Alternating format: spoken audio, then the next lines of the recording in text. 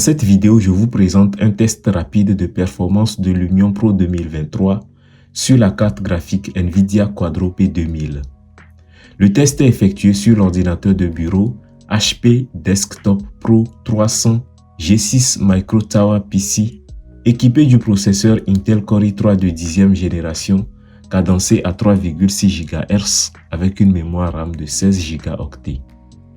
Dans ma précédente vidéo, je vous avais déjà montré les performances de Lumion Pro 2024 sur la même configuration. Le lien devrait apparaître actuellement en fiche et est également disponible en description si vous voulez comparer. Mais contrairement à la précédente vidéo, ce test n'est pas fait en détail jusqu'au rendu photo.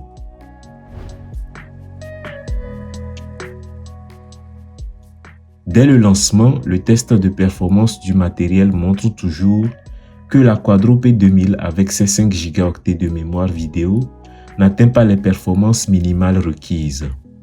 D'après le test, elle ne permettra pas une utilisation fluide de Lumion Pro 2023 et les 5 Go de mémoire vidéo ne permettront d'exécuter que des projets simples avec des scènes peu chargées.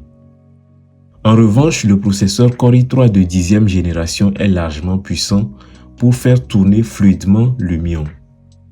Quant à la mémoire RAM, les 16 Go installés correspondent au seuil minimal requis. Pour une meilleure réactivité ou pour des projets plus volumineux et plus complexes, je vous recommande vivement de passer à 32 Go au moins. Je clique sur Continuer pour accéder à la page d'accueil de Lumion.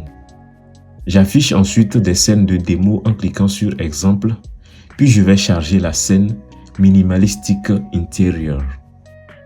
Le chargement de cette scène prendra environ 20 secondes.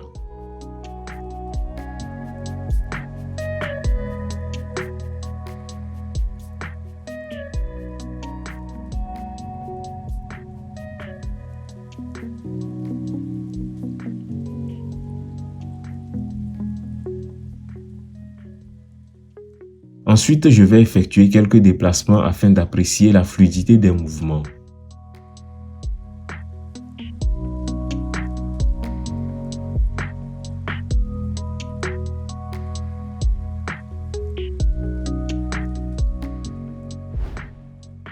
Les déplacements se font relativement aisément avec quelques saccades légères. Mais je peux vous garantir que c'est nettement plus fluide que ce que j'avais observé avec Lumion Pro 2024 sur la même machine. La question finale, la Quadro P2000 peut-elle faire tourner Lumion Pro 2023? La réponse c'est oui.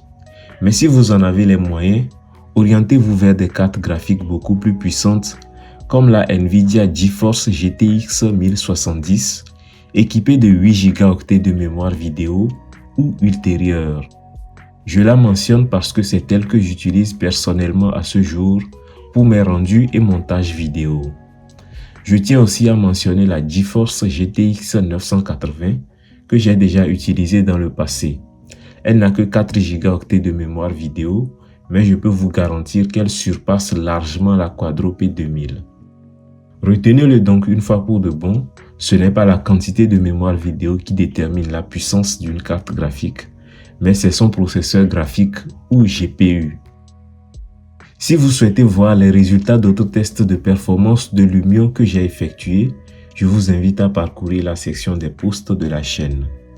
Et si vous souhaitez découvrir mes rendus vidéo réalisés grâce à Lumion, consultez la playlist House Design accessible via la fiche qui apparaît actuellement ainsi que dans la description de cette vidéo.